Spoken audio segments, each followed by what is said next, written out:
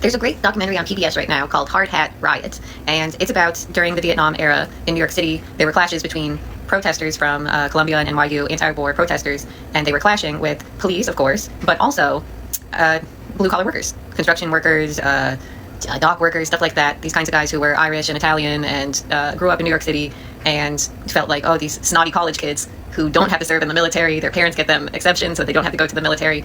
They're being so disrespectful to people who have no choice but to, get drafted to the military. And this era is super interesting to me because my parents, they grew up in the Bronx in like Irish neighborhood, and I'm always asking them historical stuff. I ask them over and over again, what was it like when, the summer of Sam, what was that like? What was the blackout like? I love asking them about that stuff. What was it like when you first started seeing graffiti on subway cars? And it's interesting, that era, the anti-war protests, I feel like my parents kind of have different points of view on this. My dad, he said that like him and his brothers, they take the subway downtown and they'd, watch the protest. They thought it was so interesting and cool, and, they just liked the spectacle of it. My mom, on the other hand, she knew like a shitload of people who went to Vietnam and died. And so she was kind of annoyed by like Columbia, NYU types, because these are kids, again, they have exemptions. They're not going to war. Their parents probably profit from the war, you know what I mean? Sort of like that Creedence song, Fortunate Son. She felt like all of these Columbia and NYU kids that were protesting the war, that they were just these bratty kids who were going to pretend to be leftists for a couple years and then they would just take over their parents' company. Like, she was not impressed by them. But I thought it was interesting watching this documentary and comparing it to today, because today, blue-collar people are anti-war. Veterans are anti-war. And so, famously, there were Columbia protests against funding Israel's genocide in Palestine. And so nowadays, blue-collar people and, lefty educated people are pretty united on anti-war causes.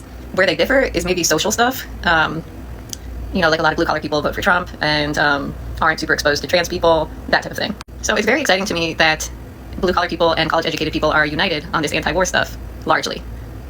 And I think it behooves us on educating, blue-collar people or Trump voter type people, that trans people are normal, and that, you probably have trans people in your town, even if you've never met one. Because there's so much propaganda telling them that trans people are so weird.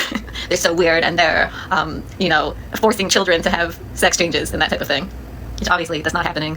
No one's going to force you to transition your child, and anyone who does choose to transition their child who's under 18, it's after like years of talking with doctors and mental health people, and they make super sure that transitioning is the right choice. It's not just like a thing that people do without even thinking.